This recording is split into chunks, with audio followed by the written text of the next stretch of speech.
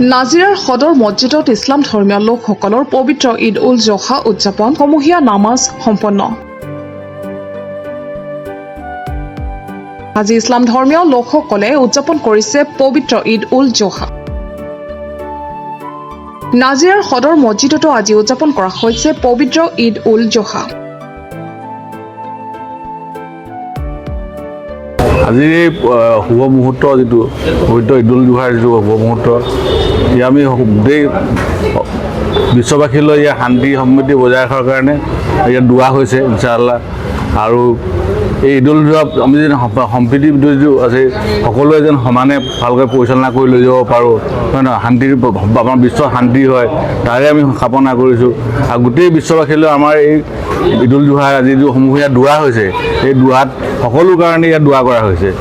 মানে ইয়াত কোনো ধৰ্মীয় কোনো হেৰি নহয়, হিন্দু মুছলিম সকলো ভাৰতৰ সকলো কাৰণেই দোৱা কৰা হৈছে। গতিকে এইটোৱে আমি আমাৰ আগলৈ হেৰি থাকিল যে আগৰ হেৰিটো আমি পৰিচয় কেনেকৈ আগলৈ হেৰি কৰি লৈ যাব পাৰোঁ, আমাৰ সম্প্ৰীতিটো কেনেকৈ জীয়াই ৰাখে, তাৰে আমাৰ সকলোলৈ কামনা কৰিলোঁ। আৰু শেষত সকলোলৈ আমাৰ তৰফৰ পৰা আপোনাৰ হোটেল নাজিৰা সদৰ তৰফৰ জামাতৰ তৰফৰ পৰা সকলোলৈ ঈদ উল জোহাৰ শুভেচ্ছা জ্ঞাপন কৰিলোঁ। পুৱা ইছলাম ধৰ্মীয় লোকসকল ওলাই আহিছে নাজিৰাৰ সদৰ মছজিদলৈ। নাজিৰাৰ সদৰ মছজিদত আহি বিশ্বৰ শান্তিৰ বাবে আল্লাহৰ ওচৰত দোৱা কৰাৰ লগতে সমূহীয়াকৈ নামাজ পঢ়া পৰিলক্ষিত হৈছে। পূৰ্বতে নাজিৰা ঈদগাহ ময়দানত তিনিটাকৈ জামাতে সমূহীয়াকৈ নামাজ পঢ়িছিল যদিও আজি প্ৰতিকূল বতৰৰ বাবে তিনিটাকৈ জামাতে নিজ নিজ মছজিদত এইদৰে দোৱা আৰু নামাজ পঢ়া পৰিলক্ষিত হৈছে। ঈদ উল জোহা আমি আল্লাহ পাক ৰব্বুল আলামিনে বিশ্বৰ মানৱ জাতিৰ কাৰণে এটা খুশিৰ দিন, ফূৰ্তিৰ দিন হিচাপে আমাক দান কৰিছে। এই দিনত আমি আল্লাহৰ নামাজ পঢ়োঁ, শুক্ৰিয়া আদায় কৰোঁ আৰু ৰাইজৰ এজনে আনজনৰ লগত খুশি ফূৰ্তি মিলা প্ৰীতি এইটো আমি দেখোঁ। এইটো আমাৰ ইছলাম ধৰ্মৰ এটা হুকুম, সেইটো আমি পালন কৰোঁ।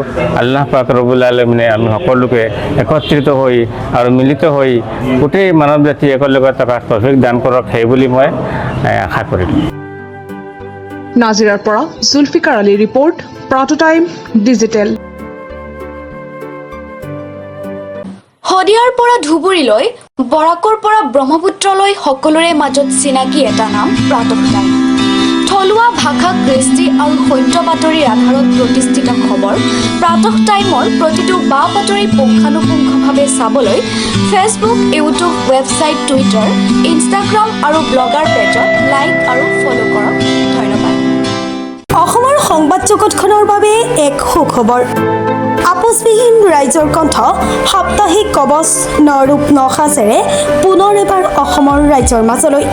স্বত্বাধিকাৰী প্ৰণীতা কলিতাৰ দ্বাৰা প্ৰকাশিত আৰু আপোচবিহীন অসমৰ বিভিন্ন প্ৰান্তৰ একাংশ নপুৰণি অভিজ্ঞতাপুষ্ট সাংবাদিকৰ দ্বাৰা প্ৰচাৰিত তথা eco printing press, Guwahati Katabari গড়চুকত মুদ্ৰিত সাপ্তাহিক কবচ এতিয়া অসমৰ বিভিন্ন প্ৰান্তত উপলব্ধ।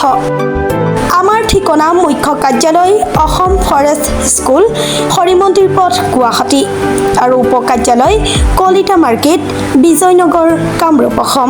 মোবাইল নম্বৰ হৈছে 9435114666 অথবা 9864084600 আৰু আমাৰ ইমেইল আইডি হৈছে kobos2025@gmail.com।